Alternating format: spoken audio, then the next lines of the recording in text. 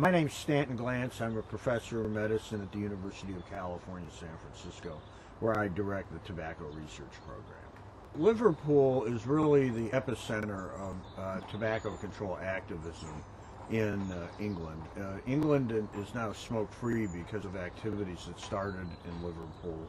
Liverpool is the leader in getting smoking out of youth-rated movies in England, and so when the people from Liverpool asked me to come over and help with the Smoke and Mirrors campaign to try to teach young people how to become community-based activists to take on the tobacco industry, of course I said yes.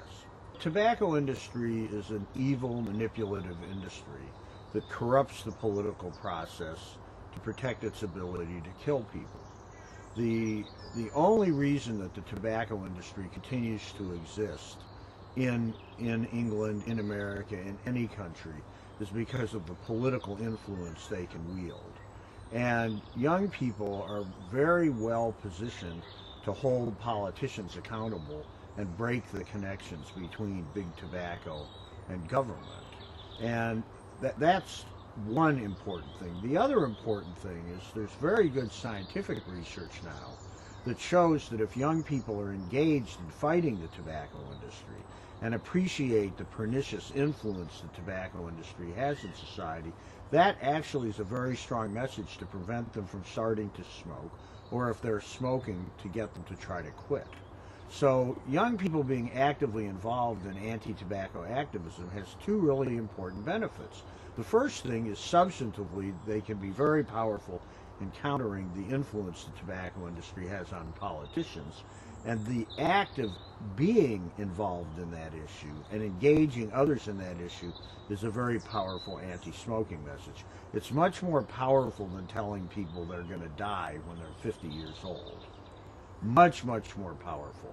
And in fact, one of the real shortcomings of the anti-smoking advertising campaigns that have been done here in England is that they're all just directed at smokers, telling them to quit smoking, rather than exposing the manipulative tactics of the tobacco industry. The really important thing is that smoking in movies is the largest single reason that kids start to smoke.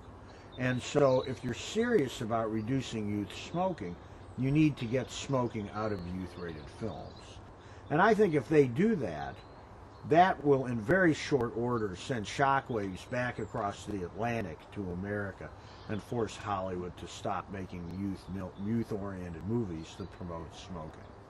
I'm Andrea Crossfield. I'm the director of Smoke Free Northwest.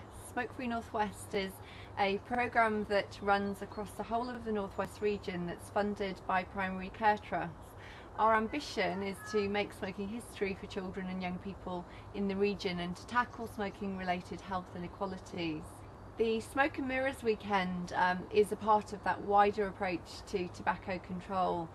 We recognise that we need to engage with young people, and if we're going to develop activities that are for young people, if we're going to develop campaigns that are for young people, we need to work with young people to do that.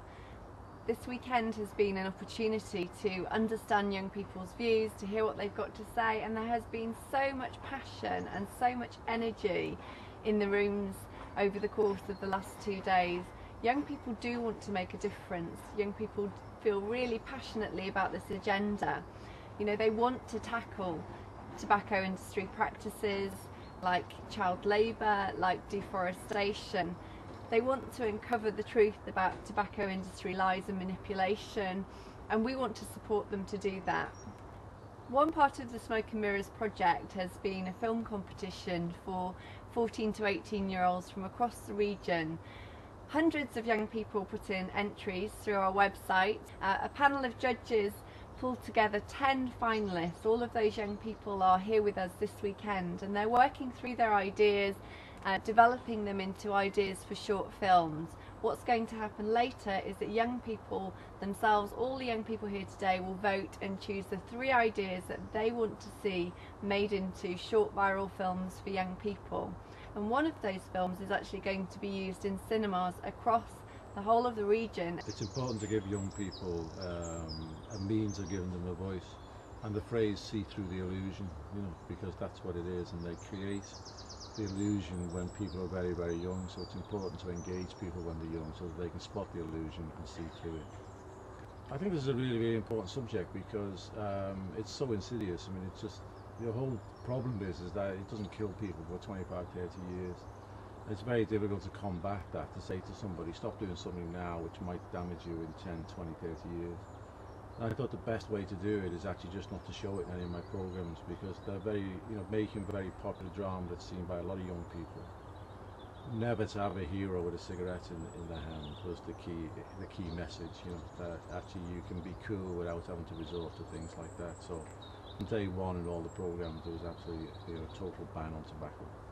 Initially, me and Darren got involved, and it's a really good campaign. Something that's it's good for the Northwest. It's good for these young people to be here learning about it. Yeah. And we wrote Carlinge because diary was clear, no other work on. I always think, why not? If you can help, why not? And I've done a presentation with DMIS before, so that kind of opened my eyes to what was going on. And I just think it's shocking what we've learnt over the weekend. And yeah, it's really. If you can put a stop to it and help, then why not? Really opened my eyes. I had no idea. A lot of the lectures and things we've been chatting about have been amazing. I think the biggest thing I take away from this weekend is the just blatant corruption, especially in the media. It's horrible. We've being lied to. Yeah, it's just. And the difference between life and death and being lied to. Yeah. They don't care. And they need us more than we need them. And so this is us empowering ourselves. And that we can make a difference. These campaigns in the past have stopped things like smoking in public places. I think we can, and working with young people as well. Yeah. I think it's been great to teach them that they can make a difference at this age.